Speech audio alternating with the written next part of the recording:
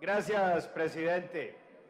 Bueno, yo quisiera hacer unas observaciones respecto del tema de tierras en el país y, por supuesto, a aquellas ideas y comentarios que fueron aquí traídos por los citantes al debate. Sea primero iniciar esta intervención señalando que definitivamente nosotros poco o nada lograremos hacer en el país en materia de desarrollo agropecuario extensivo o en materia de reforma agraria, si no logramos previamente ordenar el territorio. Y el territorio solamente se ordena y se planifica cuando existe un catastro multipropósito que nos sirva de radiografía, que nos sirva básicamente de mapa sobre la tenencia y la posesión de la tierra. Y ese ha sido tal vez el defecto histórico en materia de política agropecuaria de este país, es que nunca hemos sabido en nuestros 2 siglos de historia republicana cómo se posee la tierra, qué formas de tenencia existen y en últimas, cuánta tierra tienen los colombianos o tiene el Estado bajo la figura de tierras baldías. O por cualquier gobierno le queda absolutamente imposible hacer una política racional de extensión, por ejemplo, de resguardos indígenas, si no sabe realmente quién tiene la tierra alrededor, cerca o aledaña de esos resguardos, cómo la tienen, bajo qué formas, desde cuándo la tiene. Y lo mismo ocurre, por ejemplo, en las zonas, llamémoslo así, de la frontera agrícola colombiana, las zonas además históricamente más olvidadas, que han sido las zonas de colonización agropecuaria, hacia donde ha llegado básicamente el colono después de décadas de ir trasegando de lugar en lugar el país. El Caquetá, el Putumayo, Nariño, por supuesto, el Guaviare, el Bichada, inclusive el Casanare. En segundo lugar, yo quisiera señalar que existe una correlación muy fuerte en nuestro país entre 2 fenómenos: concentración de la tierra y fragmentación excesiva de la misma. Si uno mira, por ejemplo, o uno saca una relación de municipios colombianos en donde existe mayor concentración de la tierra, observamos también que encontramos un porcentaje muy alto de microfundios respecto al total de las explotaciones agrícolas. Colombia es uno de los países de América Latina con mayor concentración de tierra y al mismo tiempo es el país de América Latina con el porcentaje más alto de microfundios respecto del total de las explotaciones agrícolas del país. Y esto obviamente no obedece, este fenómeno obedece a una relación, a un origen monocausal. Esto no puede obedecer a un relato, esto no puede obedecer a una visión de la historia que nosotros hayamos creado sobre la historia o sobre la política. Esto es multicausal. Esto no obedece únicamente al robo de tierras, a la existencia de las guerrillas o los paramilitares y el acaparamiento de tierras. Esto es multicausal. Y el primer origen, el primer problema, obviamente, reside en la absoluta incapacidad del Estado para llevar un registro de sus tierras. Y ese problema lo seguimos arrastrando décadas tras décadas. Pero existen otros fenómenos que me gustaría enunciar que son poderosos, tan poderosos como ha sido el robo de la tierra o el acaparamiento de la tierra. Y el primer fenómeno que yo quisiera señalar es la ley de reparto por igual en materia de herencias. La ley de reparto por igual, que lleva aquí de una generación a otra, la unidad económica se subdivida por el mismo número de hijos que tiene una familia. Lo que era una unidad agropecuaria que permitía y daba sustento a una familia, tiene que subdividirse por el mismo número de hijos, 4, 5, 6 hijos. Entre más pequeña es la unidad, mayor el número de hijos, porque entre más pequeña es la unidad, la productividad de esa tierra depende del número de manos que la trabajen. Y se convierte en un ejercicio prácticamente de jardinería. La ley de reparto por igual nosotros la heredamos del Código Civil napoleónico. Código Civil de Napoleón que no tenía el propósito de constituir una figura moral de repartición por partes iguales de la tierra entre el número de hijos, sino que buscaba básicamente con la ley de reparto por igual, que consiste en repartir la tierra o la herencia por el mismo número de hijos, el único propósito era destruir la base económica de la aristocracia y del antiguo régimen, que era la tierra.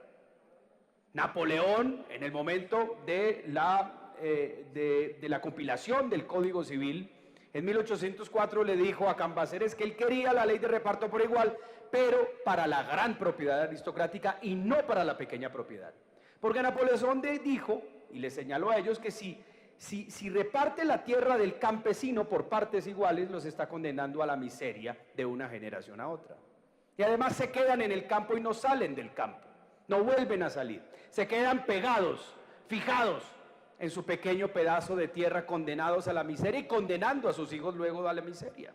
Y eso es lo que ha pasado en Colombia. Hemos subdividido la tierra. ¿Y cuál es el primer o los dos primeros causas de la subdivisión de la tierra? La primera es que no se formaliza. ¿Yo para qué formalizo un pedazo de tierra absolutamente ínfimo si es más barato tenerla así que legalizarla?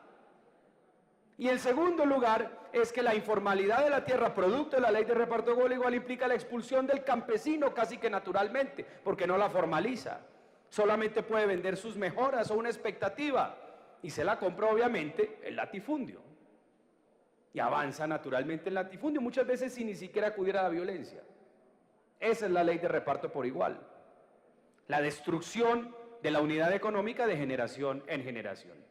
¿Qué pasa cuando hay libertad testamentaria respecto de la tierra? Que la tierra no se subdivide. El campesino prefiere que le partan que le corten un brazo a subdividir su tierra por el vínculo espiritual que existe. Forma un hijo, el hijo granjero es el que se queda con la tierra, los otros 2 o 3 los forma para otras cosas, para otros menesteres. Así funciona la mentalidad del campesino, que es muy conservadora. Segundo factor, la ley de hierro del latifundio. Cuando en unas regiones del campo hay violencia, cuando no hay formalización de las tierras porque son baldíos, se han sido acaparados de manera informal o de facto, como ha pasado y ha sido la historia del país, pues no hay lo que llamaríamos agroindustria moderna. Y no hay agroindustria moderna porque en donde no hay derechos de propiedad no llega el capital, y si no llega capital extensivo, pues no hay tecnología. Y si no hay tecnología y no hay capital intensivo en una región de producción agropecuaria, pues hay formas distintas de producción agropecuaria. ¿Y cuál es la más evidente y la que no exige tecnología? La ganadería, que ha sido una forma de desarrollo histórico. Los ganaderos existen no porque sean malos, sino porque acudan a una forma, como a veces se ha pretendido estigmatizar, sino simplemente es porque el único negocio rentable y que da en ciertas regiones del país es ese. Por eso se llama ganadería, porque gana, ganado. Y siempre ha existido en este país. Y es una ley de hierro y de avance latifundista normal, donde no hay tecnología, cuando no se integra tecnología en una explotación agropecuaria, la única manera de ganar, que es lo que busca cualquier ser humano racional, es extendiéndolo 1 hectárea. Yo tengo una vaca más, 1 hectárea, como no le meto tecnología necesito crecer. Y si yo me encuentro con una realidad de fragmentación de la tierra, donde no hay titulación de la tierra, yo avanzo comprando mejoras. Así ha avanzado la gran extensión agropecuaria en Colombia, también con los baldíos, que es un tercer punto que quiero tocar. El acaparamiento de los baldíos. El acaparamiento de los baldíos, pues es lo que ha hecho millones de colombianos, pobres, medianos y ricos. Se encuentran con una tierra que no es de nadie, que el Estado no reclama. Titular el Estado, pero ni siquiera la conoce, no conoce su extensión, crece, tira la cerca, porque es la lógica del campesino. Y hoy en día el acaparamiento de los de facto de los baldíos, sí, hay todo tipo de formas de acapararlo. Hay ricos, hay gran extensión que ha acaparado, hay mediana extensión y hay pequeña extensión. Por otro lado, el cuarto punto, obviamente que ha habido robo y violencia. ¿Cómo negarlo? Es indiscutible. Donde hay violencia, donde hay guerra, donde hay un fusil y donde no hay Estado, hay acaparamiento de la tierra, que es la única fuente de riqueza, o por lo menos de depósito de la riqueza mal obtenida. Y el quinto punto, los excedentes del narcotráfico, particularmente en los años 80 y 90. ¿Dónde están? Pues en tierra, y en muchas veces en ganadería, que es la forma más fácil de reinvertir lo ilícito. Son 5 fenómenos que se presentan en Colombia, 5. No es monocausal. Y pretender hacer una gran reforma agraria con una ley de restitución de tierras es absolutamente aberrante. Eso no se va a hacer nunca. Es más, es muy difícil lograr de facto o lograr una justicia material real con la ley o una ley de restitución de tierras, porque es que esta ha sido la forma de acaparar la tierra en Colombia.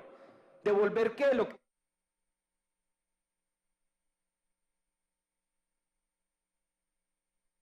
Tiene 1 minuto, senador. Deme 2, por favor, y termino ya, solo 2.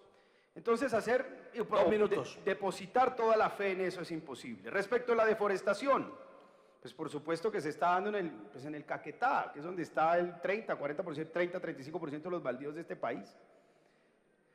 Mire, yo les voy a dar un ejemplo simplemente para terminar. Un caso interesante es San Vicente del Caguán, 28.000 kilómetros cuadrados. La tierra en gran parte es baldía, lo que llaman tierra sin títulos. Se vende y se compra, pero con el riesgo legal y por supuesto que es más barata. ¿Cómo pretender que haya desarrollo y crecimiento en el Caquetá si no tenemos un catastro multipropósito? Y si no equilibramos y no entendemos que para que haya una agricultura extensiva, exportadora y que genere capital, hay que traer capital. Y hay que combinar unos sidres o unas formas de explotación que permita traer capital y tecnología con pequeña propiedad. De reforma agraria o propiedad mediana, porque donde hay capital jalona el crecimiento del pequeño. Eso no hay una sola forma, ni el granjero, ni solamente por la vía de sidres o gran extensión. Pero hay que equilibrar. Eso puede ser perfectamente, el Yarí puede ser perfectamente el Cerrado brasileño, como lo puede ser también el departamento del Bichada. Pero se necesita un catastro y se necesita entender que hay que buscar la coexistencia entre diferentes formas de producción. Para abrir esa frontera agrícola, volverla competitiva, integrarla en la economía y lograr justicia social, hay que buscar que llegue capital, que necesita ciertas extensiones, y lograr una reforma agraria también para integrar al campesino pequeño, darle tierra, y eso se hace formalizando muchos baldíos. El grande, que pague y contribuya por los beneficios.